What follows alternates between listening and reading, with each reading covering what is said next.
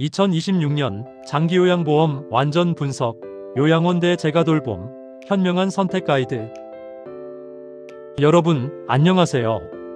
2026년 한국의 장기요양보험이 또 한 번 크게 변화합니다.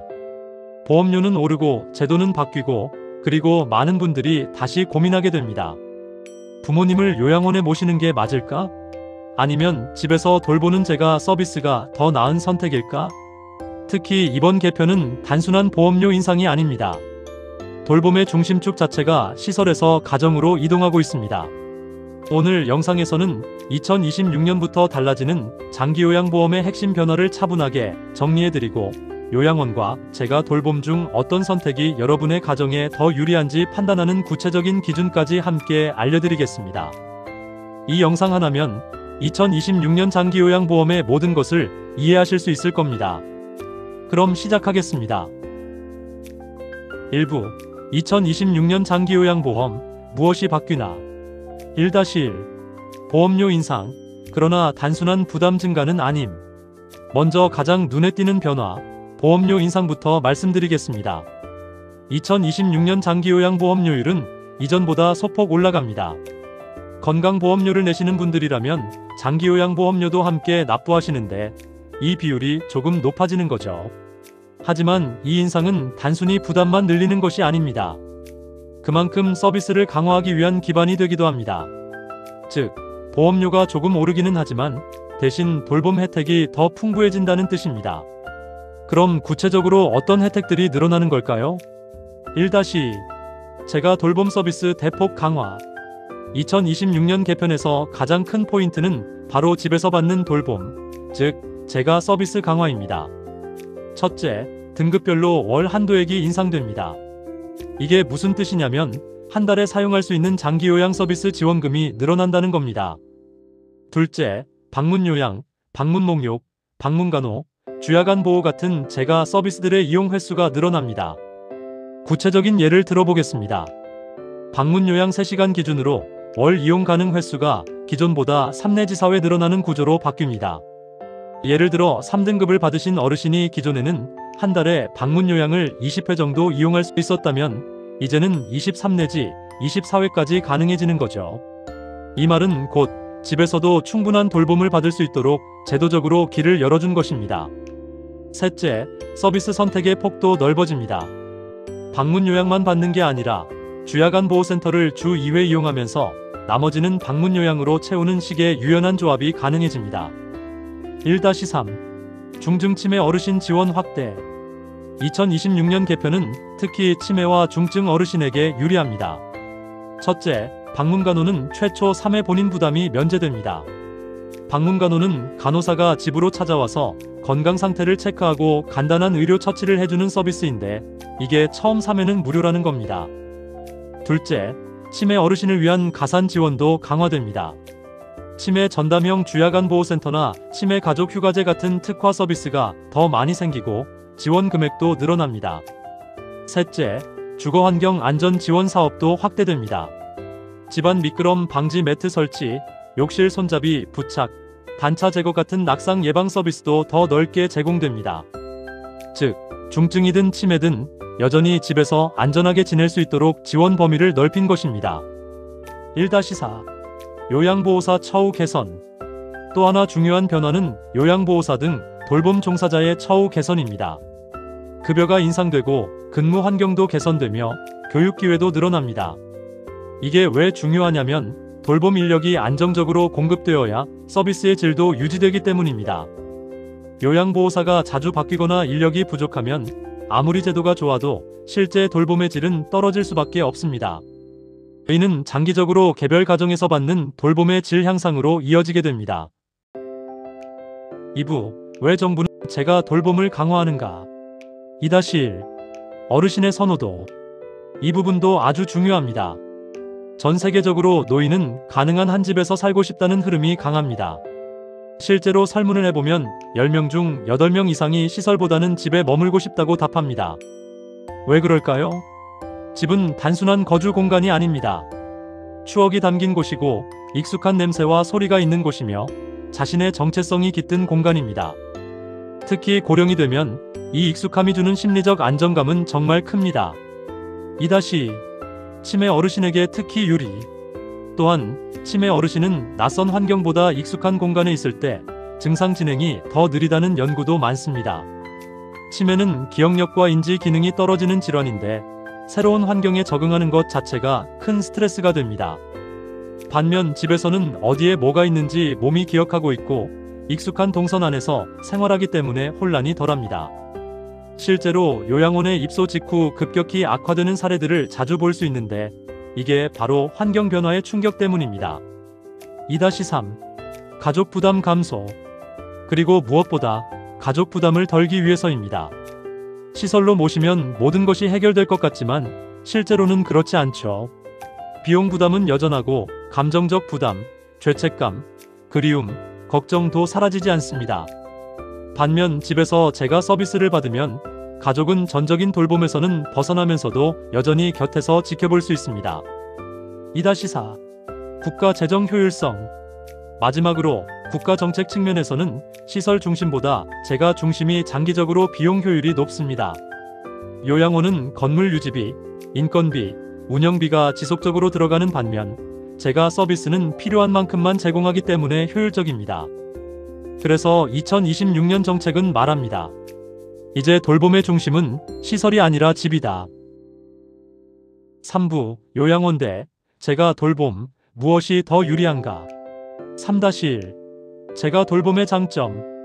이제 가장 많이 물어보는 질문으로 넘어가겠습니다. 요양원과 제가 돌봄 중 어느 것이 더 유리한가? 정답은 상황에 따라 다르다입니다. 하지만 기준은 명확합니다. 먼저 제가 돌봄의 장점부터 살펴보겠습니다. 첫째, 익숙한 집 환경은 특히 치매 어르신에게 큰 안정감을 줍니다. 아까 말씀드린 것처럼 집은 단순한 공간이 아닙니다. 치매 증상 진행을 늦추는 효과도 있습니다. 둘째, 서비스 조합이 매우 유연합니다. 방문 요양, 주야간 보호, 방문 목욕, 방문 간호, 필요한 서비스만 골라 조합할 수 있습니다. 예를 들어 월요일과 수요일은 주야간 보호센터에 가시고 나머지 날은 집에서 방문 요양을 받는 식이죠. 어르신의 상태와 가족 일정에 맞춰 자유롭게 설계할 수 있습니다. 셋째, 가족과의 정서적 연결이 자연스럽습니다. 요양원에 계시면 면회를 가야 하지만 집에 계시면 자녀나 손주가 일상적으로 들를 수 있습니다. 같이 밥을 먹고 TV를 보고 이야기를 나누는 게 가능합니다. 집이라는 공간이 주는 힘은 정말 큽니다. 넷째, 2026년 제도 개편의 혜택을 가장 크게 받는 영역이 바로 제가입니다. 월 한도액 인상, 이용 횟수 증가, 다양한 서비스 추가, 이 모든 혜택이 제가 서비스에 집중되어 있습니다. 즉, 정책적으로 제가가 유리한 시대가 열린 것입니다. 3-2 요양원의 장점. 그럼 요양원의 장점은 무엇일까요? 첫째, 24시간 돌봄이 가능하다는 점입니다. 야간 문제, 무단 외출, 잦은 낙상처럼 관리해야 할 요소가 많다면 요양원이 훨씬 안정적입니다.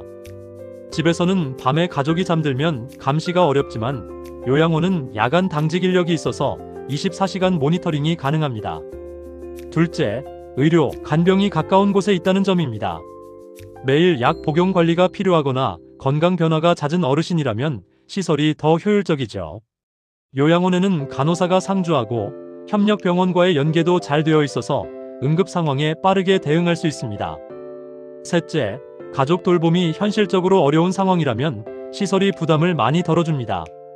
자녀들이 모두 직장에 다니고 방문조차 자주 못하는 상황이라면 제가 서비스만으로는 한계가 있습니다.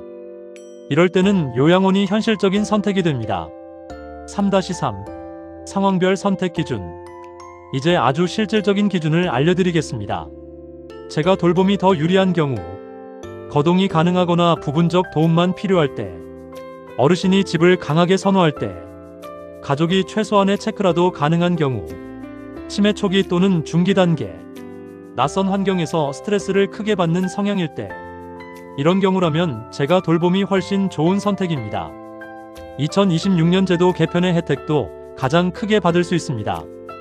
요양원이 더 유리한 경우, 잦은 낙상이 있는 경우, 밤의 배회, 불안, 무단 외출 등 야간 문제가 있을 때, 하루 24시간 상시 관찰이 필요한 건강 상태일 때, 가족의 돌봄 여력이 거의 없을 때, 이럴 때는 안전관리, 의료관리 면에서 요양원이 훨씬 적합한 선택입니다. 4부, 최종 선택을 위한 5가지 체크리스트. 마지막으로 요양원과 제가 돌봄을 선택할 때 가장 현실적인 기준 5가지를 정리하겠습니다. 체크 1. 등급 판정부터 받으세요. 장기요양 등급은 1등급부터 5등급까지, 그리고 인지지원 등급까지 있습니다. 2등급, 3등급이라면 제가 서비스의 혜택이 특히 큽니다. 월 한도액도 충분하고 다양한 서비스를 조합할 수 있는 범위가 넓습니다. 등급 판정을 받지 않으셨다면 먼저 국민건강보험공단에 신청하세요. 이게 모든 선택의 출발점입니다. 체크 2. 어르신의 의사를 최우선으로. 어디서 지내고 싶은지가 가장 중요합니다. 아무리 요양원이 좋아도 본인이 가기 싫어하면 적응이 어렵고 오히려 건강이 악화될 수 있습니다. 반대로 집에 있고 싶어 하시는데 억지로 시설에 모시면 우울증이나 무기력증이 생길 수 있습니다. 가능하면 어르신과 충분히 대화하고 의사를 존중해 주세요. 체크 3. 가족의 자원을 솔직하게 평가하세요. 시간, 체력, 감정적 여력을 현실적으로 따져보세요. 제가 돌봄은 방치가 아닙니다. 요양보호사가 오시는 시간 외에는 가족이 최소한의 체크를 해야 합니다. 하루 한 번 전화라도 할 수 있는지, 일주일에 한두 번 방문이 가능한지, 응급 상황에 달려갈 수 있는지, 이런 것들을 솔직하게 점검하세요. 잠깐의 방문만 가능해도 제가 돌봄의 효과는 크게 올라갑니다. 체크 4. 집안의 안전 환경을 점검하세요. 제가 돌봄을 선택하셨다면 집안 안전 점검은 필수입니다. 바닥에 미끄러운 곳은 없는지, 문턱이나 단차는 없는지, 조명은 충분히 밝은지, 욕실에 손잡이는 있는지, 이런 것들을 체크하세요. 바닥, 단차, 조명만 바꿔도 낙상 위험은 절반 이하로 줄어듭니다. 그리고 2026년부터는 주거환경 안전 지원 사업이 확대되니 이 서비스도 꼭 활용하세요. 체크 5. 혼합 전략을 활용하세요. 마지막으로 제가 단기보호 같은 혼합 전략을 추천드립니다.